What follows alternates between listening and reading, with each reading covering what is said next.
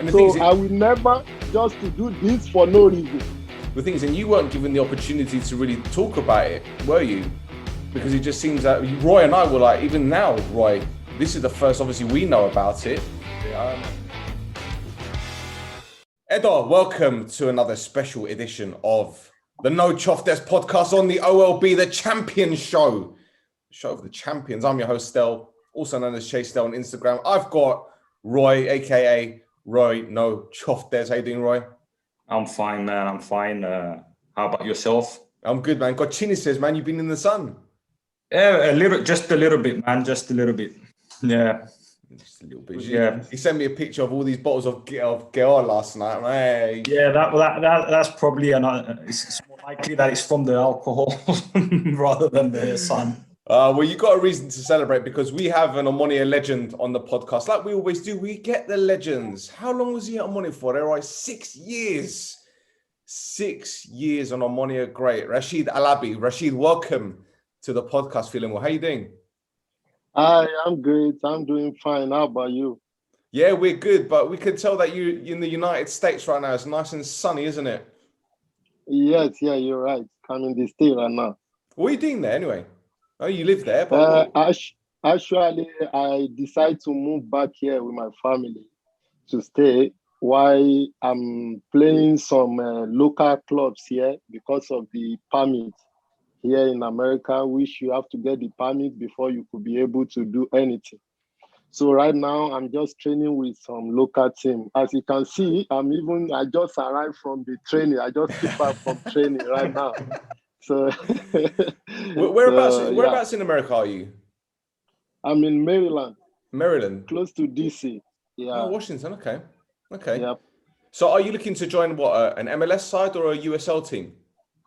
Right now, because the team I'm playing for, they are playing in how do they call it? It's different from the way it is in Europe here. So they are playing below the MLS. So the second division. Get promoted, like in second division. So it's USL, isn't it? It's got to be USL. Yeah, USL. Until my permit get ready, then I'll see what I can do. Well, because I know about the USL because my friend Mark is coach at Sacramento, and they've turned into a franchise and they've gone to MLS now. But they were USL before that, and also Charleston Battery. Okay. I know someone that works there as well, so I'm quite familiar with USL. So when you said that you're looking for a club or you're playing, so who are you playing for out there at the moment?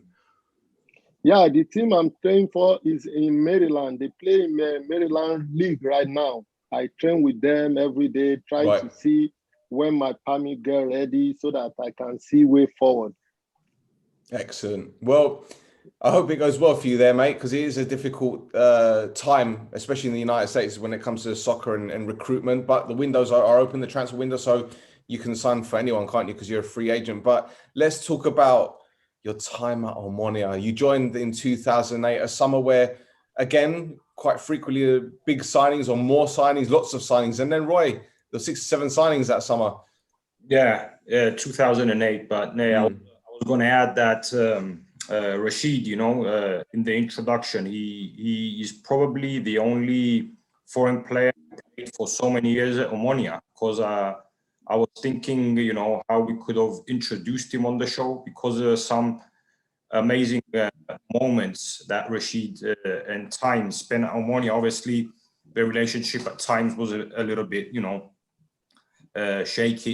It had its ups and downs, but thinking about it, he came in as a talent at a young age, a very big prospect. It was, if I'm not mistaken, was playing Doxa at the time, and Rasheed and Edwin Won were the 2 defenders that stood out in the league that year. I think Edwin Won played for Ari, and Rasheed played for Doxa, and Rasheed came to Omonoia, and Won later went on to APOEL. But as far as Rasheed's concerned, came in, we signed him in 2008 as a very big prospect and a talent. I think he had a very good year. Before that, he was in Greece. You were in Ofi. You came to Cyprus. You were in Greece, and then you came to Doxa, and then to Omonoia. Is that correct? Do I remember? Yeah, you're correct. You're right. Yeah. Correct. And yeah, another thing I was going to say, but we're going to ask these questions later on the show, is that, you know, he came in at a time, 2008, I think it was a year before Miltiadis Neophytou took over. And then the next year it was when the influx of all these players and all the stars came in.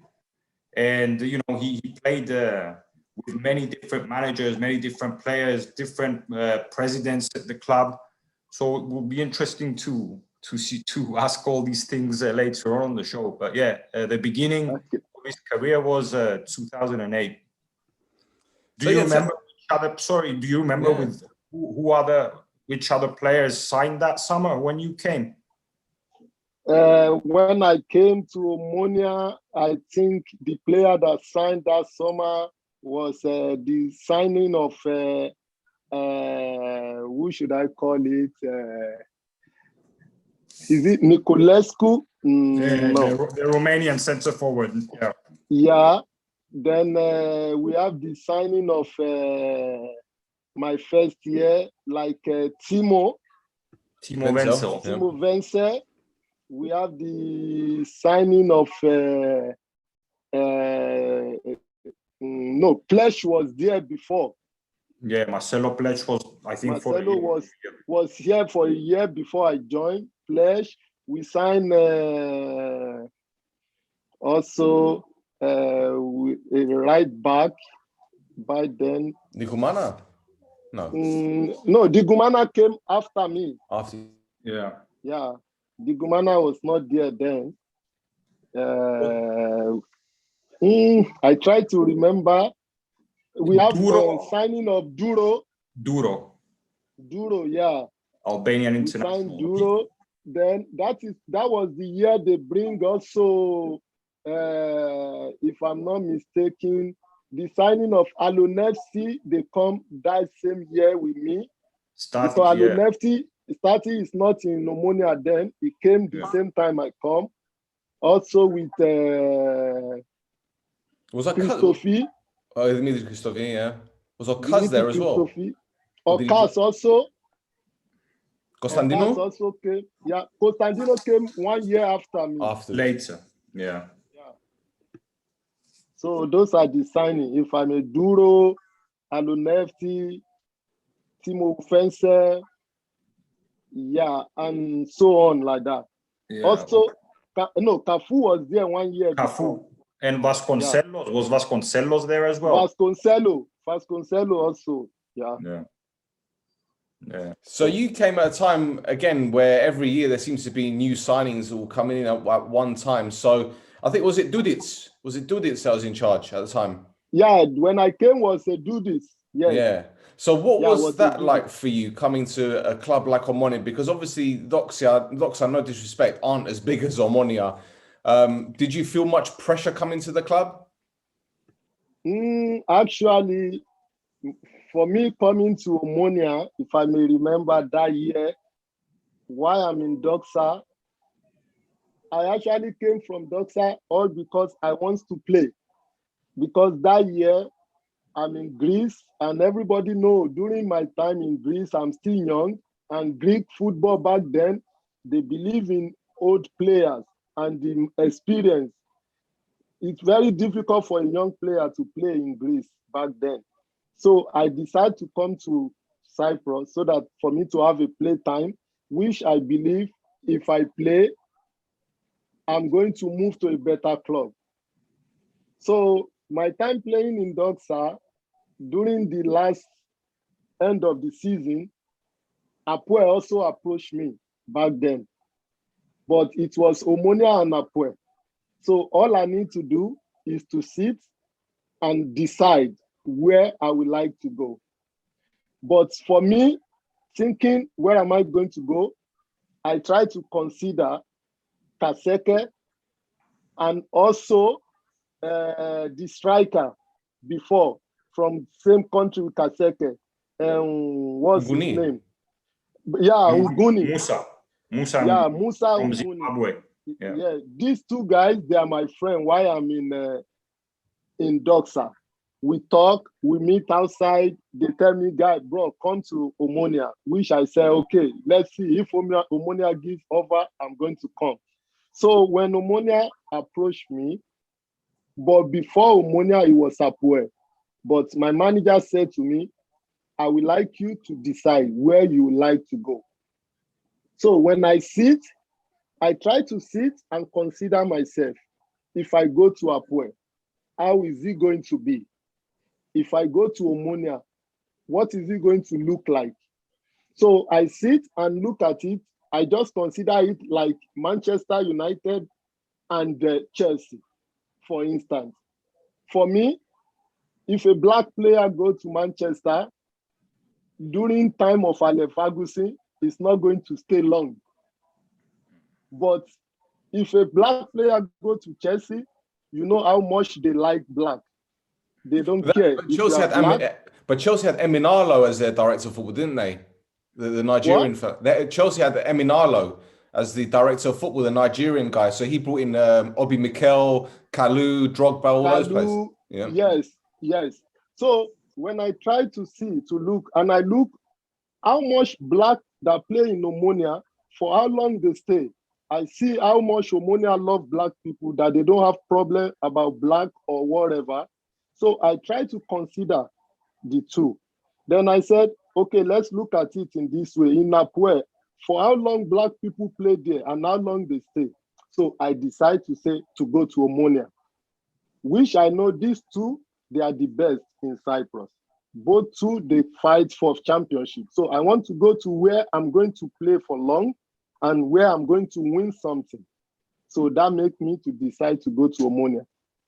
Rasheed, it's very interesting you say that, because we've spoken to Fofi, we've spoken to Fregi, we've spoken to many players that have black culture, but also players that are from abroad. And no one has actually said they've actually contemplated joining a club depending on how a black person is perceived or how they're treated at the club. Did you know much about how APOEL treated black players? Is that one of the reasons why you chose Omonia, or because you saw Kaseke there, you saw Nguni there, you saw all these other players that were black as well? Yeah, because for me, I'm not trying to go against APOEL or whatever. I believe if I stay in APOEL, if I decide to go to APOEL back then, and maybe we did not win a championship 1 or 2 years, I may not stay than 1 or 2 before I will leave. That's my own belief. I don't say maybe APOEL have problem with black or whatever, but I know black player doesn't stay longer the way it is in Omonia.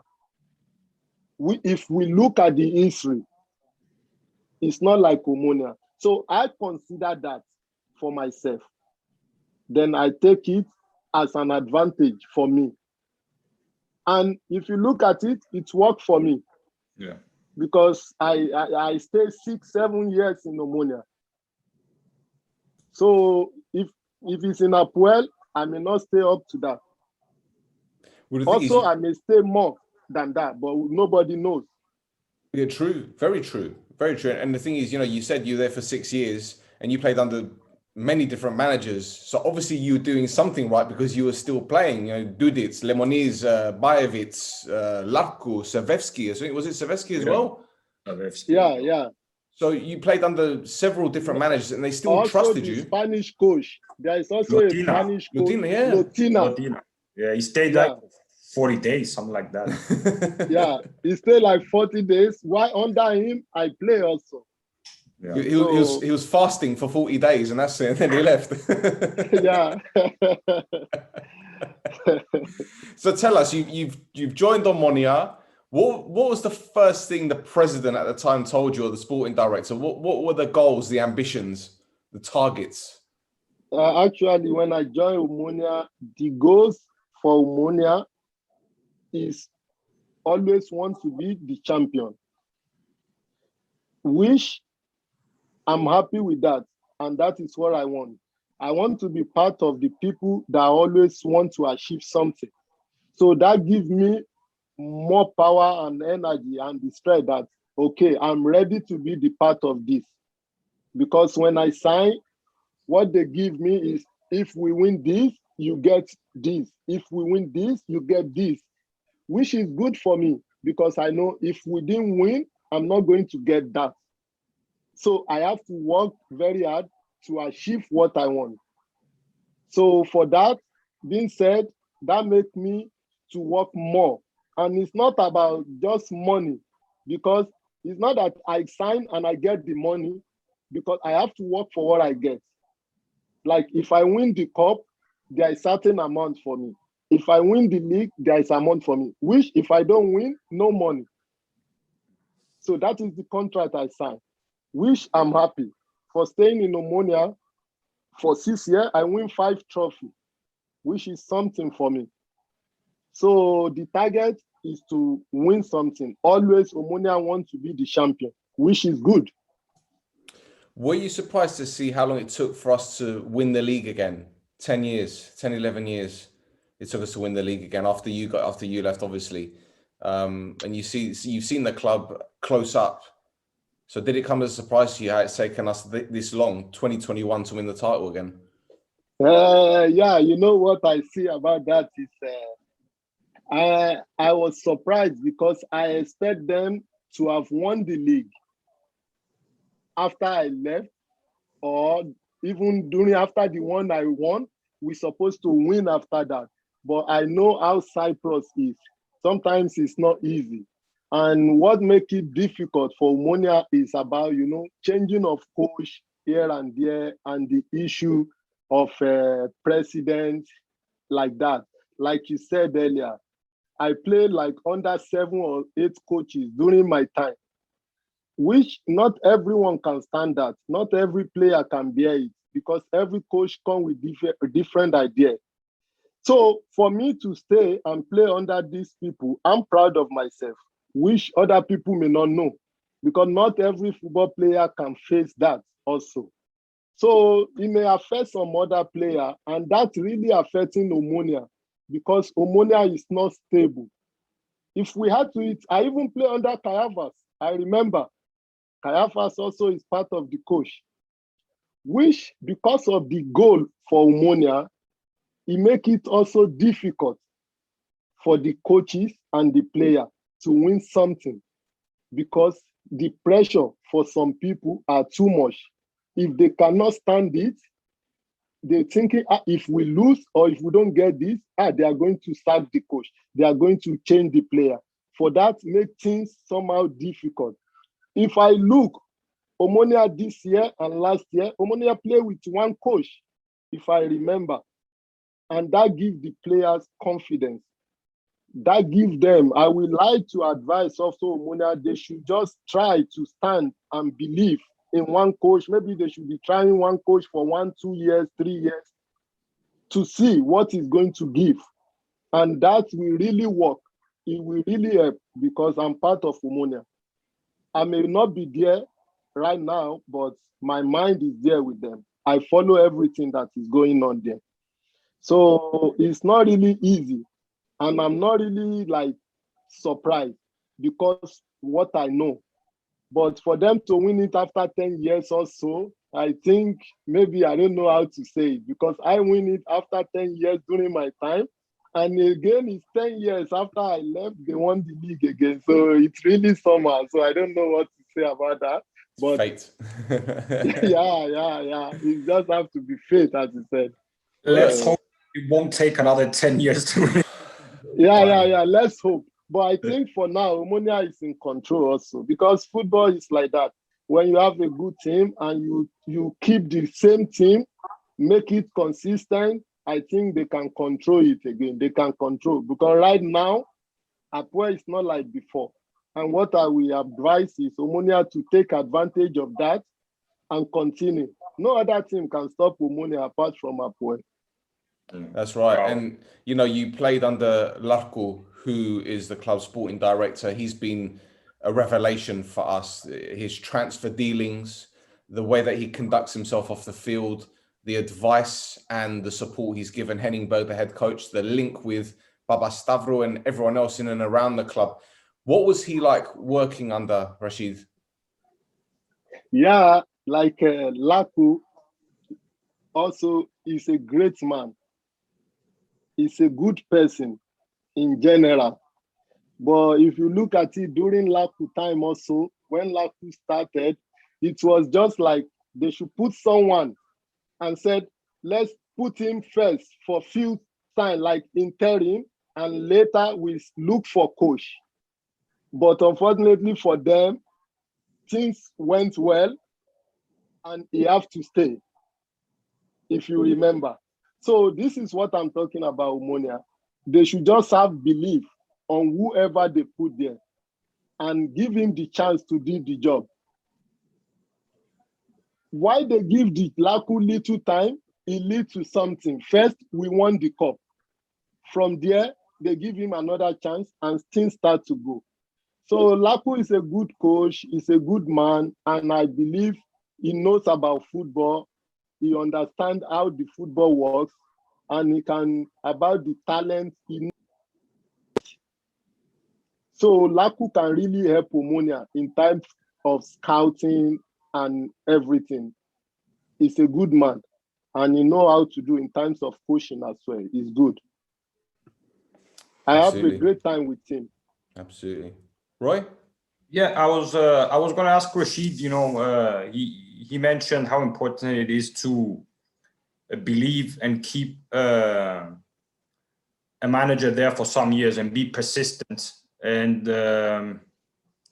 not crumble under pressure and believe. Something that Papastavru did this year. I think maybe the fact that he lives abroad as well helped him, you know, close his years. So did Larkou and Tarabuluzis when Omonoia went through a phase of 5 games without winning, and that's what they stood behind the manager and the players. My question to you is, because like we mentioned, you came in as a talent at Omonoia at the time, because you were 22, I think, when you signed, 21, 22 when you signed. Yes. Mm-hmm. At the time you left, you were 27, 28, so you were in a mature age, which they say that age is the best for a football player because he's no longer just a talent, but he's grown and matured to a complete player. And my question to you is, under which manager do you think you played the best football, or if maybe you didn't play the best football, gave you the advice that, you know, helped you as a player in the years to come as well? Because like we mentioned, you played for many managers there at the time. So yeah, my question to you is, which one was the one who helped you or advised you the most, or even, you know, you played the best football under? Yeah, like you said, my first year in Omonoia, we do this was great. Yeah. We do this my first year in Omonoia, because if I remember, do this was the coach, and Vesco Mikhailovic is part of the, like I should call it, the part of the crew. The coaching staff then. The coaching staff. So during their time, they always try to talk to me. Even Ralphman, back then, they called me, they tried to talk to me. They let me believe in myself. Because I remember when I'm about to sign Omonoia, Ralphman was among people that come to talk to me and told me that he believed in me, he count on me. So they always try to talk to me, which that first year I really enjoyed.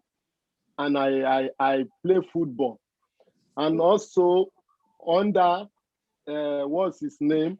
The coach from Greece. Lemonis. Under Lemonis. Yeah. That year is the year we won the league. Yeah. And is the year that I really enjoy. Even though it's difficult with a lot of names, big names they bring to Omonoia. Back then, for me, I enjoy it. It's tough for me. At the same time, it's part of my best year. Because if I ask you to go and look back the video and the games, I only play difficult games during Lemonis, which I'm happy. And I'm proud of myself, because when things are difficult, that is when I'm playing and I'm enjoying it. But for Lemonis, he think he's trying to put me under fire. But for me, It's working for me. I'm telling you, because during that year, when things are difficult, that is when Lemonis put me to play. But it's really going well for me, because I could remember then we play, and when things is going wrong, all the players that Lemonis bring back then that he signed, he tried to put them out of the pressure and put us, the old ones that is there, to face the challenge, which I like it. And I always play, and at the end of the day, things went well. Most of the time, if I remember, we play good football. We try to keep the ball from the back, which we play. I remember during Lemonis, we play against Paralimi in Paralimi. We make like 20 touches from behind, and we went to score, which is football. It's modern football. It's what the fans want to see. It's what everybody wants to see. That's why I say during this time, I really enjoy the football. And I'm glad to play under him as a coach too. Rasheed, the thing is, you said that the manager put you in the big games, and I think there are two main reasons why. Your reading of the game was fantastic at centre-back, absolutely brilliant. You could pass the ball out as well, which is effectively what the modern-day central defender can do, bring the ball out from the back. But from set pieces, you were clinical.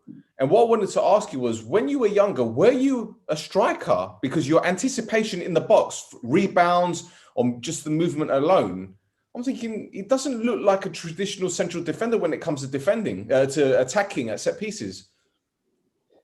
If I should say, back then when I was younger, back home, my in-law, my sister husband, is a coach. So out of my family, I have a sister that also, she's a referee also. My family, Wow. they are into a sport, you know. And I was born and grew up in front of the stadium. That's where I was brought up. So I always like to watch a player like back then, like Nesta, like Hierro. Those are my players Fernando that I Hierro, love to see. I want to see how they move, what they are doing. So when we go to set pieces, I know set pieces for a defender is difficult to mark, as in to defense. If you see most teams concede go through set pieces a lot. But for you as an attacker, it's easy because sometimes they beat me also out of it. So then I have to sit down and think, when I'm attacking, how am I going to do also to beat the defender? So I always train myself and watch. So I watch the ball, the movement. I know once I go in front of the defender while standing, no matter how he's going to do, once I jump, I'm going to be more than him. So because the defense, while you are defending, you always stay flat-footed. Mm-hmm. Why the coach is always telling us not to stand flat-footed, but it's not you. It's difficult. It's the position. Yeah. You can't do anything with it. Me, I'm trying to face the goal. You are looking the ball and you are looking at me, which is difficult. So I just look the time of the ball and my movement. That is what I'm watching when it's time for set pieces. Yeah, because your goal against Man City, it looked like City were going man for man from the set piece, from the corner. But the goal against APOEL, it looked like zonal marking. But yeah, that was a rebound more than anything. You didn't get your head on it. But all the other goals that you scored, again, it looked like zonal marking or man for man. So it didn't make a difference as to what defensive system the team were playing, because you had that movement, that awareness of where the ball, the anticipation as well. Yeah, that's like I said. I know, like I said, when it's time for man-to-man, sometimes in times of set pieces, during the time of Duro, and also the time of NOUNA assist, in training, we always train all these. And we said sometimes if they raise up their hand, maybe they are putting the ball in the first post. Sometimes they said they are putting it in second post when the hand is down. So we all understand this. So we know if I'm the one going to second or the first. So sometimes they try to put it for me because they know I can jump very well. So once I know he's going to second post, my first position will be like in the middle of the goal post. why my man that is marking me will stay with me if it's man to man. Before they kick the ball, I'm taking my move to second pole. So that will make it easy for me to head the ball. And also, if it's a man to man, like a positioning, like everybody is staying in position, all we just need to do is to put the ball in the middle of the two men that is standing, and we ask somebody to attack the ball. So that's how we always plan for everything. So that's why it look like it's so easy or something. It's funny we're talking about set pieces because Roy and I this season we've been saying the one thing that Omonoia probably needs to improve on our scoring goals from corners, because I think we only got 2 or 3. So yeah, if you want to come back and play a centre back, we just go for corners. You mentioned NOUNA Assis and Roy bowed. How good was that footballer? NOUNA Assis is something else. He's so special. He's a great player, a good guy, and he's a good leader. Because if you look at NOUNA Assis, all his stay in Omonoia, even with his age, you see how good NOUNA is playing, but you never see NOUNA Assis walking in the field. He always fights and press. So when you see someone like NOUNA Assis running and marking, why not you to run also? So you have to give all you get. So for me, NOUNA Assis is a great player. He's a great player. Yeah. So, Rasheed, at your time, Omonoia obviously being there for 6 years and Omonoia signing tens of, 10 on average, 10 players per season, you played with a lot of players, undoubtedly. And in the defense, we had some very good players like Timo Wenzel, Marcelo Pletz. Do you know about Marcelo Pletz? You know where he's at now? Have you heard the story about him? Not really, but I think he's going to be in Brazil right now. Yeah, he's in a prison in Brazil.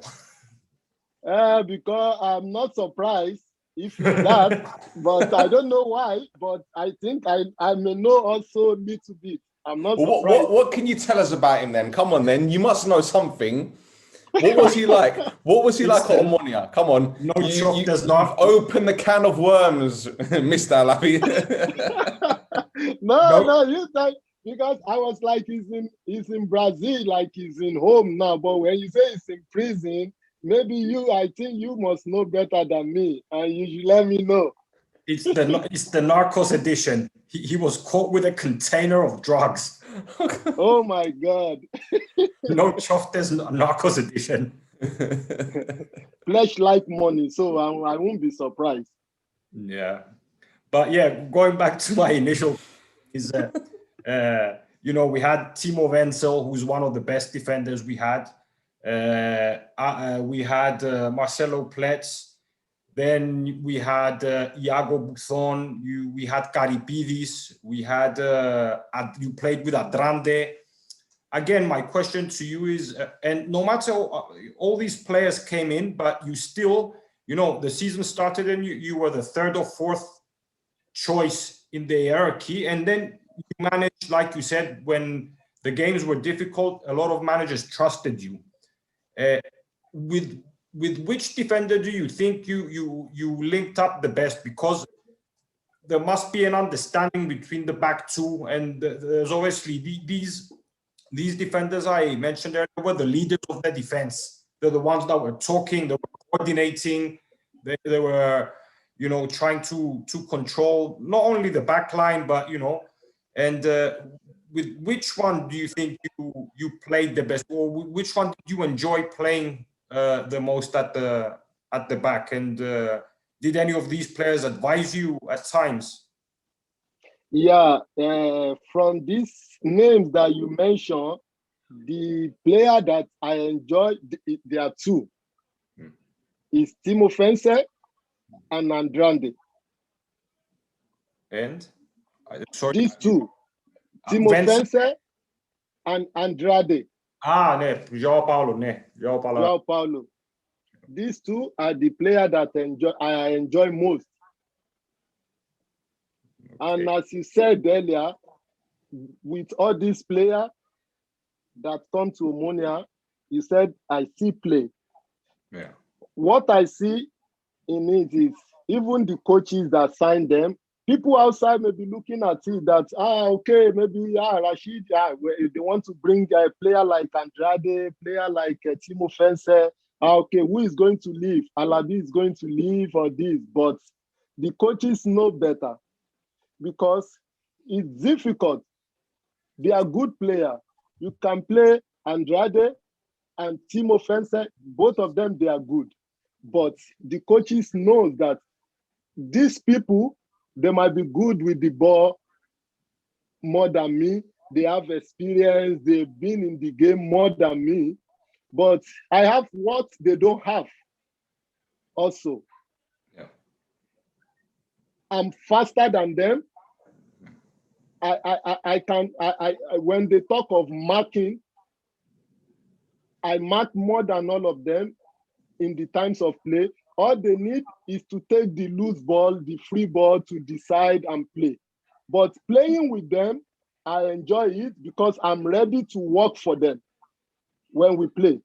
So all I need from them is to play the loose ball, get the ball, take the ball and dictate. But the coaches know that I'm the one to do the dirty job for them. That's why they always put me. Rasheed, I need to ask you something that's been burning up inside me. Okay, you know when you hear about questions that are unanswered, you're always asking like, what's the meaning of life? Why is the sky blue? There's a question that I need to ask you, which a lot of people still can't answer. What were Bruno Aguiar's parties like? What? What was Aguiar's parties like? What were his parties like? Bruno's. Bruno Aguiar. Yeah, what were his parties like? Because Timo Wenzel was telling me about the title-winning party, but he didn't tell me too much. Noel Kaseke kind of mentioned it. Leandro, when he spoke to me, he didn't say too much, but you seem like a guy that's very open to talk about things like this. What were the parties like? I need to know. Were people getting drunk in the swimming pools? Was all sorts of things happening? I need to know. Because I need to be part of these parties one day, man. Come on. No, you know, the thing is Bruno Aguiar, you know, he's also a great player. He play also big time football. He play with Benfica. He play also in Hearts, which is in this, which in Scotland. You know, also the life he used to. He play big time football.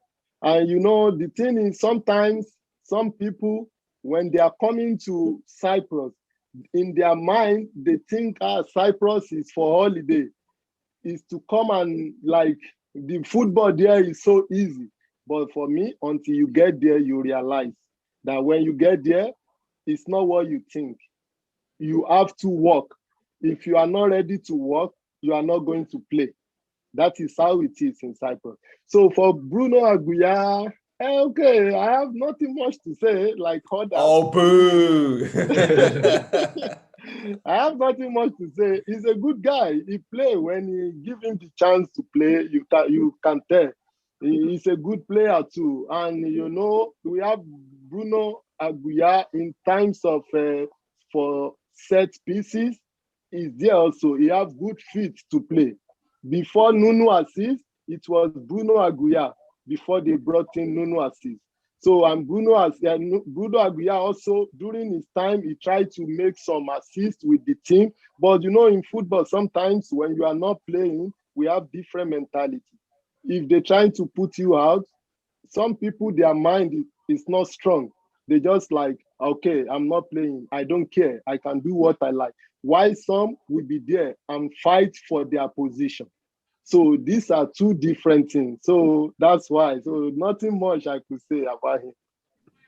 Fair enough. Okay. Are there some other people or other situations or stories you can tell us about? Because obviously, like you said, you won 5 trophies at your time at Omonoia. and the league, 2 cups, 2 super cups. So there must have been some very nice moments or celebrations or parties or funny stories. Are there any ones that stand out that you remember? Because we had Davidson on the show about a month and a half ago, and he said that you were friends a lot. You used to go out and hang out a lot with Davidson, right? Yeah. Me and Davidson, we are together right from Offi. We play Offi together. Bravo. Yeah. But do you remember any moments or celebrations, funny moments that stood out, or like a party, how you celebrated the league, the love of the fans, you know? Like you said, I don't really remember much about it. Like what Davidson said, during that, whenever we celebrate, we have party, me, I'm not drinking. I don't drink alcohol. Yes. So all I do is I drink Coke. Even if I have to drink, maybe if I drink wine, it has to be in my house. And that is if I want to sleep. Maybe I take 1 glass and I sleep. That is how I do. I never drink alcohol like that. So when it's time for drinking to go, I don't always go with them for that. So that's why Davidson also is not drinking. He never be part of them to go and celebrate. In a team, everybody have their own caucus, their own group.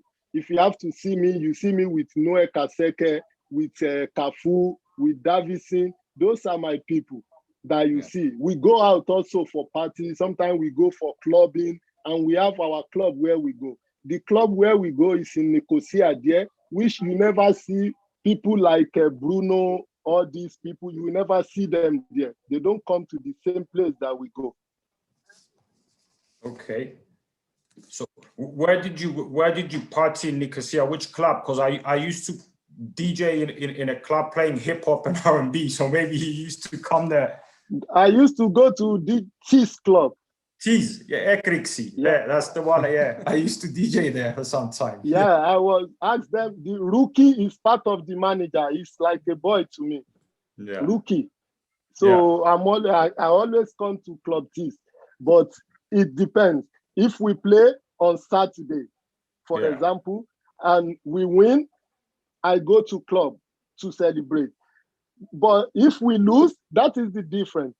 I can't go to club because I know Omonoia fans are everywhere, and people are not happy. The moment they see you outside, the moment they start to, people take out the anger and they put it on you. And I think that is one of the reasons that make me stay long in Omonoia, because it's very difficult to find some things against me, apart from playing the football. I thought you were going to say you were too scared to leave the club in case they found you. Not scared. It's called discipline, because you have to. It's in the contract. It's in the contract that I signed. If they cut you during this or this, they're going to terminate your contract. It's there. It's normal thing. So that means if I do something against the contract, they can terminate my contract, which I have to follow. I have to be careful with that. So that's the reason. It's not about maybe I'm scared or something. Yeah, of course. Well, look, you mentioned the supporters, and we know Omonoia fans because we are Omonoia fans. You got lots of fans that are very passionate. You got some that are very irrational. And I know when you left the club, there was an incident, wasn't there? Am I right? Where you kind of stuck your middle finger up at some supporters? Yeah. Are you able to tell us your thoughts? What happened? If you can recollect what happened, the build up to it, because again, it was like, whoa, what was this about? If I may remember, for me, that has gone, but still I can say about it, which I remember, because the incident is not to fans.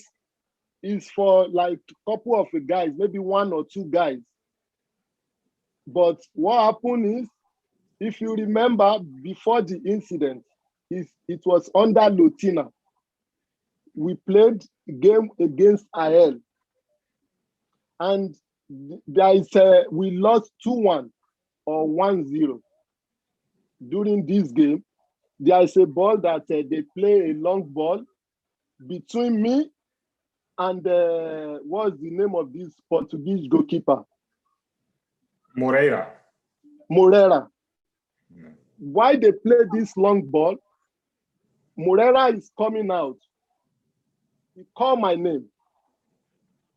I tried to give the ball to him.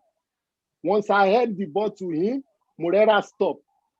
And the striker went and touched the ball and scored the ball. Even with that, I did not stop. I still tried to save the goal. Unfortunately, the ball went inside the net. That was against Sahel. Then the next game is home. We are playing against Paralimi or Ayanapa, if I may remember that year. We are winning 5-0 in that game, the day of the incident. So the ball went to goal kick. I tried to go and pick the ball on our own goal kick to start. Then these two guys, they come to me. They say, fuck your mother. That time, that's what makes me go crazy. They say, hey, black monkey, fuck your mother, go home. That makes me to do this to these guys because they go to decide where I want to pick the ball. They went there and they do, and I make them this. There are two guys, not to everybody. And they take advantage of this and they start to shout, and some other guys also believe them and support them. But believe me, what they say to me, nobody heard what they say to me. And the so thing is, I will never just to do this for no reason. The thing is, and you weren't given the opportunity to really talk about it, were you?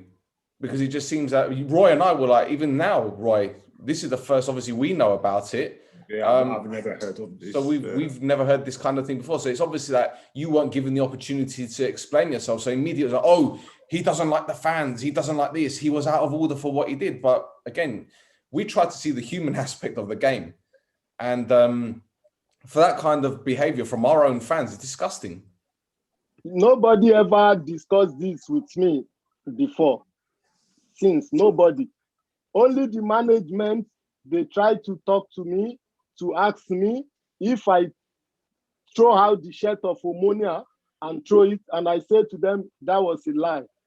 Because after they tried to look for something against me, they said, I take off my shirt and I throw it on the floor, which is lie. I never do that. If I remember, after they started bullying me, even the other side of the fans from here, they were clapping for me. When I touched the ball, they clapped for me. They tried to encourage me not to listen to them. But I have a lot of people. I didn't have problem with fans of Omonoia. I have a lot of fans of Omonoia from Lanaka, from Limassol, the family that I go to their house. They invite me to their house. I eat in their house, family of people. I go to Pafos with the fans of Omonoia. I sit with them. I don't have problem with any fans. So I'm always happy, but sometimes incidents happen. But for me, I never have problem with any fans. Well, Rasheed, thank you for sharing that with us. You're welcome. We didn't know it was going to be to that extreme, to be fair. We just thought it was like a minor... I'm shocked, man. I'm absolutely shocked. No. Yeah, believe me, I'm telling you the truth. That was what happened. They said to me, fuck your mother, monkey. And that was because of the last game against Sahel. That's why they say that. Because of one mistake. Yeah. Well, look, let's talk about happier moments, shall we? And Roy, you want to ask Rasheed about two very famous goals? Yeah, I mean, if I was to introduce Rasheed amongst the medals he's got, he's going to be he's scored a goal against Man City away from home, which is something that not a lot of players can brag about, especially. And this was a good Man City team. They were on the verge of winning things. Like they had Company, they had Robinho, Joe, Didi Hamann. Who else? Stephen Ireland, Elano. Who else? Zabaleta. Yeah, Zabaleta. Yeah. Sorry, carry on. Sorry, because Yeah, my friend was coaching Man City at the time. Steve, he was in the youth academy coach. They won the FA Youth Cup in 2008, and I was speaking to him about it today. And Daniel Sturridge, who he coached, was on the bench as well that day. Was it Hughes there? Was it Hughes? Mark Hughes was head coach. Yeah, Yeah. Leslie, as they called him. Yeah. So yeah, I'd like to ask you about your feelings with that goal, and obviously you scored, I think, a couple of goals against APOEL. You explained to us earlier how you trained yourself to follow and predict where the ball was going to go, but I'm pretty sure these goals you scored in big games are memories that are going to live with you forever. Do you want to tell us a little bit about these moments? Yeah, okay. Like you said earlier, scoring against Manchester City is a big time for me. It's a really good time for me. It's one of the happy moments, which I'm happy because to score against Man City, everybody knows. If we look at it, we lost both home and away. Then I score a goal away from home, which is a good memory and a good time for me. If you look at it, it's also in terms of set pieces, which the goal come from Alonefti that year. And as I said, it's always about communication because I know for me how everybody played during that year. I know where Satis is going to put the ball and I know where the other player is going to. So I try to do my best to many times, even I try even to make some attempts. It may not be a goal, but you will see that I try. So that goal is a good memory for me. And also when we talk about the APOEL, my first year in Omonoia, scoring against APOEL, which that is what all fans of Omonoia are waiting for. You know, when you score, you can't compare the goal I will score against Paralimi with the one I will score against APOEL. So there's always a difference. Everyone wants to see that. Even I believe some APOEL fans, they don't like me because if I meet them outside, because they believe when we play, I'm always like a threat for them because I scored them like 2-3 times. Some of them confront me and say this to me. So all this is something to me, which make me happy whenever I see it and I remember. They always make me feel good. Do you remember the dance? always. I have the video myself. I have the clip, so I always remember. Did you plan it? Did you plan to dance if you scored? Actually, sometimes before you score, you always have something in your mind that when I score, I'm going to have this. Like you see, you know Freddie, whenever he score, you know he have his stuff. So he's always planning you ahead. So sometimes, like the one against APOEL, I will always ready, like I want to score so that when I score, I'm going to go in front of fans of Omonoia to make something. So yeah, I always get ready for that. Brilliant. Well, Roy, shall we try one more thing with Rasheed? Yeah, for sure. All the previous guests that we've had on the podcast who we've interviewed, shall we name them and then hopefully Rasheed can give us some words about them? Yeah. Shall we try that?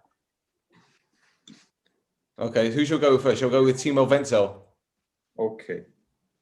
Tell us about Timo Wenzel. Have you got some words about Timo Wenzel, Rasheed?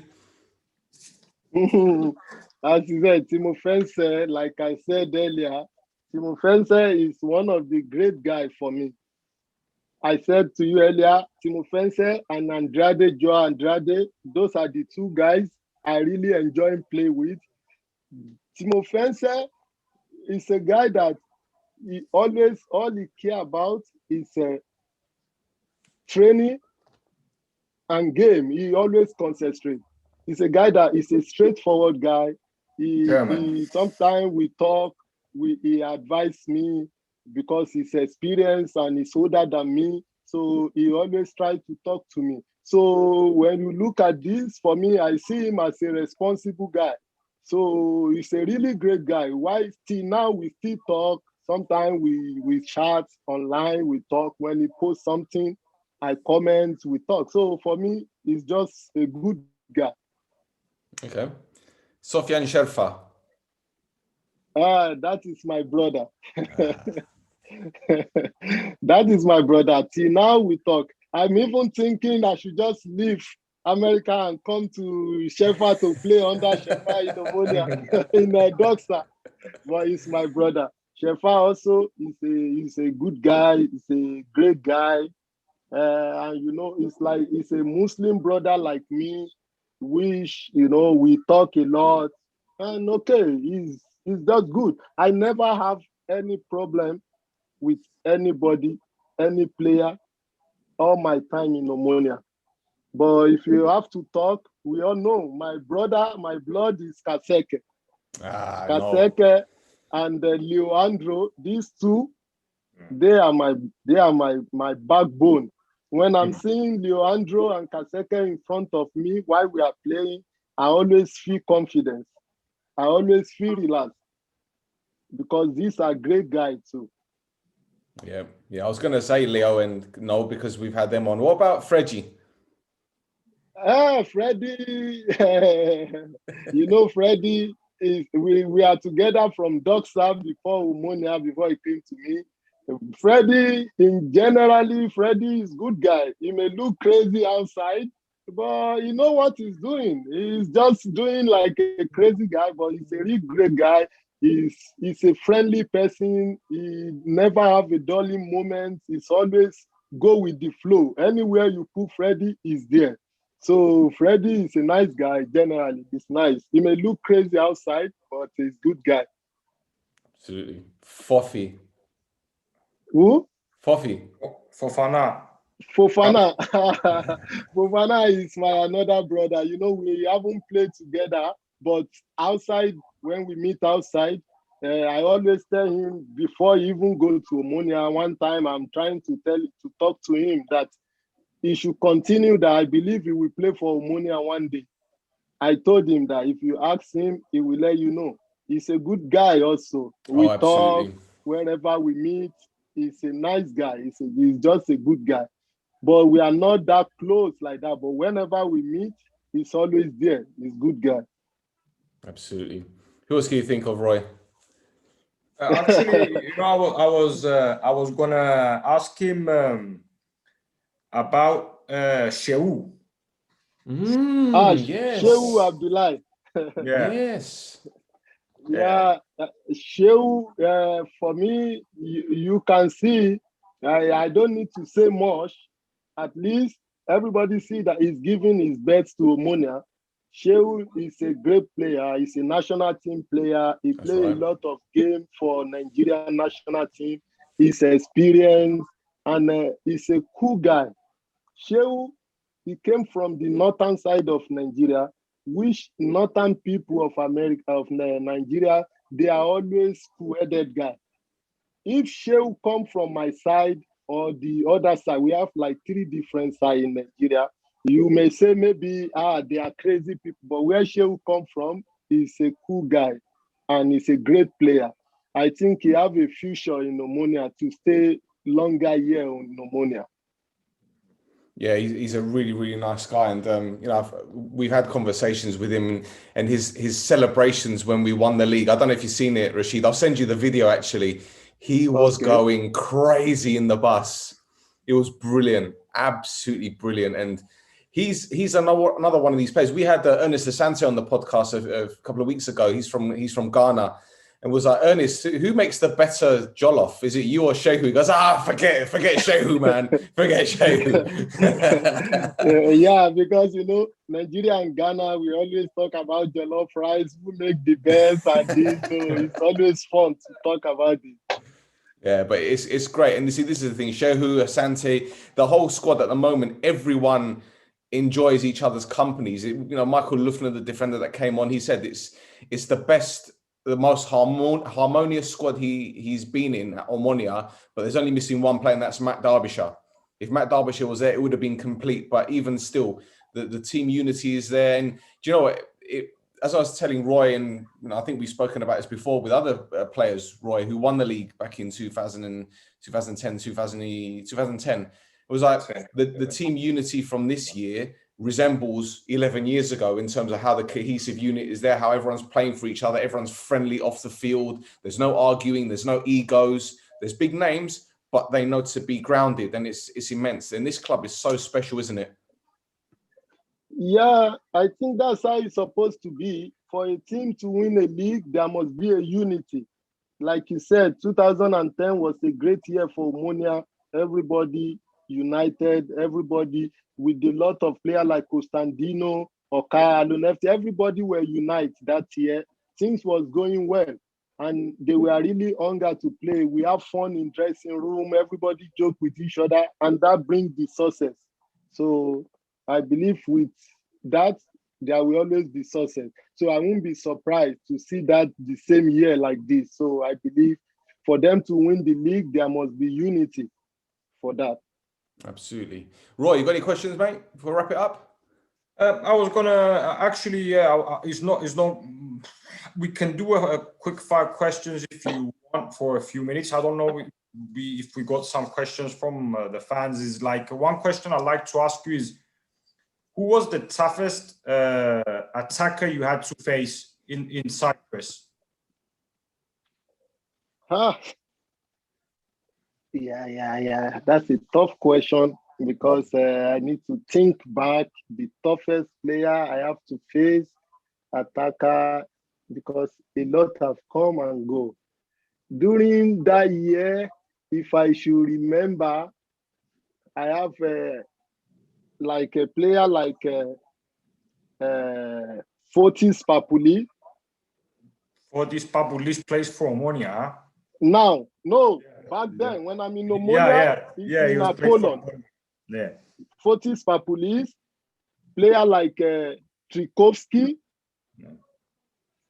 And there is also this player back then.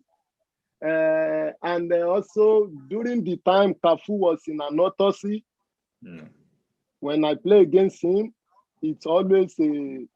And this player from AL, Vuon. Vo, who played Ofia after. Yeah. So I think those are the toughest player because during that time, they are in their great time in their club. They are really doing good. And everybody, whenever you want to play against them, it has to be like if you are not strong, not fast, this player, they easily go behind you very easy. They are tough back then. And, and also I played against, what should I call it, Nicolas Maclas during when he played in APOEL, with his experience. Because if I remember, when I go to Offi, Nicolas Maclas also was the captain in Offi. Yes. He made them to sign me in Offi until I play against him again in APOEL, which I know is a trickish player, is a great attacker. He can kick the ball from anywhere when it's in front of the goal. So to mark such player, you have to be smart also because you don't know what to expect from them. Then it's not fast, it's nothing, but with the ball, he know what to do with the ball. So that makes him great. Okay. So before we started recording, you spoke to us in Greek. Do you still remember your Greek? Can you like send a message to the Omonia fans in Greek or it's I still remember a little bit, but for me, it's the moment someone talk to me with Greek, I go with the flow. By then, I know what to explain, how to reply, and most of that. So I can say some words. The more you speak, the more you understand more. Ask it in Greek, Roy. Ask the question in Greek and then see what Rasheed does. Ρώτα τον. Θα ζητούσα να δώσει ένα μήνυμα στον κόσμο της Ομόνοιας. Αν θυμάται κάποιον σύνθημα από τη θύρα 9. Do you remember any of the chants from θύρα 9? They were singing any of the chants from θύρα 9? Yeah, from θύρα 9 is Sagapao. I remember some of their songs. Yeah. The one they always say, like when they're about to start. I remember Tiraya, we start like Omonoia. Yeah. The other respond again. Yeah. Omonoia. And from there, they started Sagapao. How did they say it? Like, if you could remind me. Yeah. Omonoia.